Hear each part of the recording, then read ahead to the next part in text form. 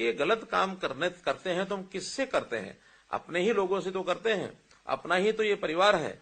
हरियाणा सब लोग अगर मिलकर के सोचे तो एक परिवार है, हम हरियाणवी हैं, और हम अपने परिवार के किसी सदस्य के साथ कोई धोखा करते हैं, कोई गलत काम करते हैं, कोई अन्याय करते हैं तो अच्छी बात नहीं है।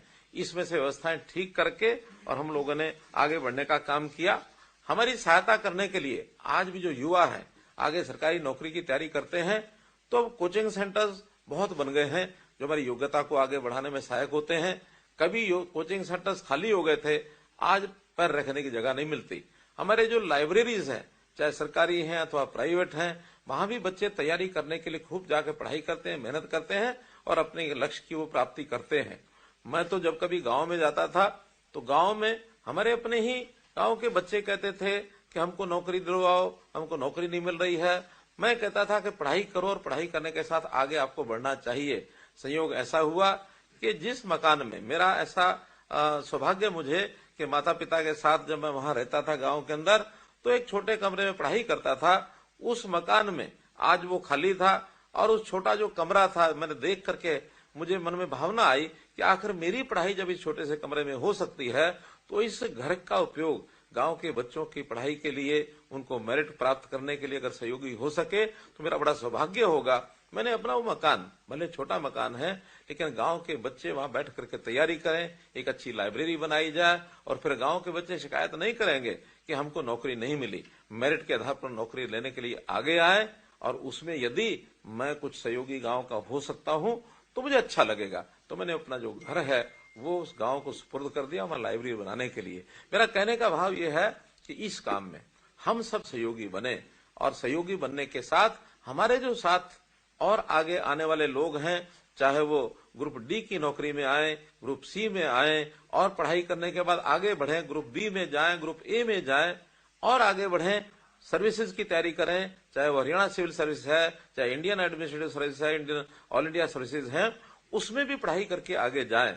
आपको ये तो पता होगा ही, कोई एक समय था, एक बार कहीं नौकरी लग गए तो आगे बढ़ने के लिए सरकार से एनओसी लेना पड़ता था। हमने कहा नहीं, अगर किसी व्यक्ति को मेहनत करके आगे बढ़ने का अवसर प्राप्त करना है तो उसको सरकार से परमिशन लेने की आवश्यकता नहीं है। वो अपना काम करे, सरकार को तो केवल अपना जो डिपार्टमेंट है उसको सूचित करना है कि मैं आगे पढ़ाई करके और अपनी अगली सर्विस में जाना चाहता हूं, इसके ज्यादा कुछ काम नहीं करना। आखिर हम आपके भविष्य में आगे बढ़ने में बाधा क्यों बने? इस प्रावधान को भी हमने खत्म किया। मित्रों, आपसे अपेक्षा है कि जैसा एक सुशासन का एक उपक्रम चला है देश में कि अच्छा शासन कैसे दिया जाए, और सुशासन देने में हम तो केवल सोच सकते हैं, नीति बना सकते हैं। आखिर तो जनता के साथ संबंध सब कर्मचारियों का आता है, सब अधिकारियों का आता है, और अगर हम सब ठान लें कि हम जैसे सुशासन के उस फलस्वरूप हमारी नौकरी बिना पर्ची खर्ची लगी है तो हमें भी सुशासन के नाते जनता की सेवा करनी है, और जनता की सेवा करने के नाते से जो गलत प्रथाएं हैं उन प्रथाओं को समाप्त करना, ये किस प्रकार से हम आगे कर सकते, करना चाहिए। सरकारी नौकरी ये भी हम जानते हैं कि संख्या में बहुत कम होती है। आखिर तो रोजगार प्राप्त करने के लिए अन्य अवसर, उसमें चाहे प्राइवेट नौकरी मिलती हो, उस ओर आगे बढ़ाने के लिए भी हमको लोगों का सहयोग करना चाहिए। यहां तक हमने पिछले सालों में देखा कि लोग विदेश जाना चाहते हैं, नौजवान अपनी नौकरी के लिए या काम करने के लिए, और फिर कई बार तो जालसाजों के चक्कर में फंस जाते हैं और वो कबूतरबाजी जालसाज लाखों रुपया उन परिवारों से ऐंठ लेते हैं और उसके बाद विदेश भेजते हैं। बाद में वो बच्चे ऐसे फंसते हैं कि उनको पता ही नहीं लगता कैसे फंस गए। इस समस्या को दूर करने के लिए भी हमारा जो विदेश सहयोग विभाग है उन्होंने व्यवस्था चलाई और अन्य देशों में भी जाकर के नौकरी करने के लिए एक व्यवस्थाएं बनाई हैं और इसमें भी हम कामयाब हो रहे हैं। हमने जो आउटसोर्सिंग की नौकरियां पहले ठेकेदारों के माध्यम से मिलती थी, उन ठेकेदारों की व्यवस्था समाप्त करके हरियाणा में हरियाणा कौशल रोजगार निगम ऐसी एक व्यवस्था की और ये आउटसोर्सिंग की नौकरियां भी जो हैं उसके माध्यम से देनी शुरू की हैं। मुझे खुशी है कि अभी तक 20,000 जवानों को, और हम HKRN के माध्यम से, और वो भी एक मेरिट है, एक सिस्टम है, उसमें हमारी परिवार की आर्थिक स्थिति उसको हम थोड़ा प्राथमिकता देते हैं कि कम से कम गरीब परिवार के बच्चे आउटसोर्सिंग के माध्यम से उनको काम दिलाया जाए, तो गरीबी के आधार पर ही उनका चयन करके बाद में पढ़ाई के आधार पर उनकी आयु के हिसाब से ऐसे बच्चों को हम नौकरी और वो जो दिलाते हैं। तो मित्रों, भाइयों बहनों, इन सब व्यवस्थाओं को परिवर्तन करने के लिए हम अपने देश और प्रदेश की जो सेवा करने का काम हमारे जिम्मे है उस पर आगे बढ़ें। और मुझे विश्वास है कि आज हरियाणा दूसरे प्रदेशों में बहुत आगे है और इसको और आगे ले जाने के लिए एक संकल्प करना चाहिए कि जो काम हमारे जिम्मे लगा है उसको हम लगन से करेंगे, ईमानदारी से करेंगे, किसी प्रकार की चूक नहीं करेंगे, अपनी जो योग्यता है उस योग्यता के आधार पर हम करेंगे और आवश्यकता पड़ने पर इन कामों के लिए और ट्रेनिंग लेना, हमारा प्रशिक्षण हो, इस प्रशिक्षण को लेकर के भी आगे बढ़े। पहले से जो कर्मचारी चल रहे हैं उन कर्मचारियों को भी प्रशिक्षण के नाते से हमने एक नया अभियान चलाया है, वो है कर्मयोगी मिशन। प्रधानमंत्री जी ने आह्वान किया कि सभी अधिकारी कर्मचारियों को कर्मचारी न रखें बल्कि उनको कर्मयोगी बनाएं। योग यानी अपना मन उसको उसकी सारी शक्तियां संजो करके और प्रदेश और देश की जनता की सेवा में हम लगाएं ताकि हम किसी प्रकार से कोई कमी न रहने दें। हाँ, ये अवश्य ध्यान रखना है कि कल्चर, जो काम करने का कल्चर है, पहले के कल्चर में और आज जो आप नए आए हैं दोनों में एक अंतर मिलेगा। हम बहुत यानी मन में एक संकल्प लेकर के आगे बढ़ेंगे, लेकिन कहीं किसी गलत प्रकार का जो कल्चर हमको कहीं मिलता है काम करने का, उसको ठीक करने का संकल्प लेना है, ना कि उसके अंदर जाकर के स्वयं सहभागी होना है। मुझे एक कहानी बार बार मैं सुनाता हूं अपने सभी कर्मचारी भाइयों को, मैं आपको भी सुनाता हूं। जैसे हम सब हरियाणा के लोग हैं, हम जानते हैं कि किसान जब भैंस पालता है, रखता है, तो किसान यानी भैंस को कभी कभी अफारा हो जाता है, अर्थात पेट में गैस भरती है तो अफारा होता है और भैंस की जान को भी खतरा हो जाता है।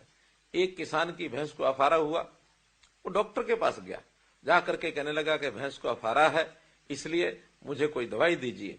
डॉक्टर ने एक मोटी गोली दे दी और कहा कि जाओ उसको खिला दो। अब डॉक्टर वहां पहुंचते हैं, डॉक्टर के यहां से गोली लेकर किसान घर में पहुंचता है और गोली के लिए खिलाने के लिए डॉक्टर से पूछा था कि भी कैसे खिलाऊंगा।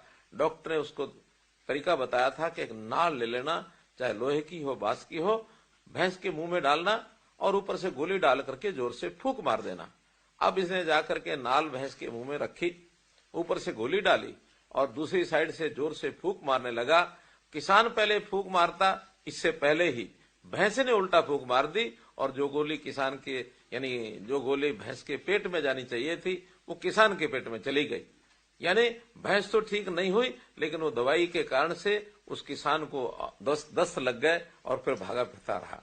मेरा कहने का भाव है कि जो चीज हम जाकर के अच्छे संकल्प के साथ अच्छा काम करने के लिए लोगों में जाएंगे, कहीं ऐसा ना हो कि हमारे अच्छे संकल्प को वो अपने बुरे संकल्प का जो काम है उसको हमारे अंदर डाल दें। बहुत सावधानी रखने की जरूरत है। हम इस सावधानी से आगे चलेंगे तो निश्चित रूप से हम समाज में एक अच्छा काम करने के लिए आगे बढ़ेंगे और इस प्रदेश को एक शिखर तक पहुंचाने के लिए हम अपना पूरे का पूरा जो ताकत है वो लगा देंगे। और जो जैसा कहा जाता है कि सतत विकास लक्ष्य, जो सस्टेनेबल डेवलपमेंट गोल जिनको कहा जाता है, हरियाणा ने लक्ष्य रखा है कि 2030 तक हम सतत जो विकास लक्ष्य हैं इसको पूरा करेंगे। 2030 में हरियाणा का संकल्प है कि हम एक अच्छे विकसित प्रदेश के नाते आगे बढ़ेंगे। देश के प्रधानमंत्री आज विकसित भारत की बात करते हैं, हम संकल्प लें कि हम विकसित हरियाणा की बात करेंगे। विकसित भारत, विकसित हरियाणा, ये हमारा लक्ष्य होना चाहिए और निश्चित रूप से हम आगे बढ़कर के प्रदेश की सेवा करेंगे। आज व्यवधान के कारण से थोड़ा आपको लंबा बैठना पड़ा, फिर भी थोड़ा समय है, मैं जरूर कुछ साथियों से बात करना चाहूंगा कि आपको ये कैसा लगा, हमारा जो अभियान है, ये मिशन मेरिट कैसा लगा, बिना पर्ची बिना खर्ची के नौकरी कैसी लगी, परिवार के लोगों का भाव कैसा हुआ। जितने लोगों से बात कर पाऊंगा निश्चित रूप से उससे मुझे भी जितनी प्रसन्नता आपको हो रही है उससे ज्यादा प्रसन्नता मुझे होगी। मैं इस बात को सुन करके और इसका आगे भी संकल्प के साथ इस बचे हुए काम को पूरा करेंगे ताकि जो इसी हमारा जो सेशन है अगले 3-4 महीने जो हमारी 60,000 मिशन 60,000 का हमने संकल्प लिया है उन नौकरियों को हम पूरा करेंगे। आपका बहुत बहुत धन्यवाद, पुनः आपको बहुत बहुत बधाई। तो मुख्यमंत्री को आप सुन रहे थे। पहले नौकरी पाना मुश्किल था, सीएम मनोहर लाल ने कहा, लेकिन उनकी सरकार में बदलाव किए गए। पहले दलाल सौदेबाजी करते थे, मुख्यमंत्री मनोहर लाल ने तमाम बातें नौकरी को लेकर और करप्शन को लेकर कहीं उन्होंने कहा कि कर्ज लेना पड़ता था पैसे देने के लिए। बड़ी खबर इस वक्त की आपको बता रहे हैं, हमने 2014 में संकल्प लिया कि किसी के साथ अन्याय नहीं होगा, अन्याय नहीं होने देंगे किसी के साथ। उस संकल्प को हमने पूरा किया है। बड़ी जानकारी आपको बता दें, मुख्यमंत्री मनोहर लाल की प्रेस कॉन्फ्रेंस को आप सुन रहे थे, जिसमें उन्होंने ये तमाम बातें कही। मेरिट के आधार पर नौकरी देने का संकल्प हमने लिया, पैसों के आधार पर नहीं, मेरिट के आधार पर। हरियाणा के परिवार मेरे परिवार जैसा है, सीएम ने कहा।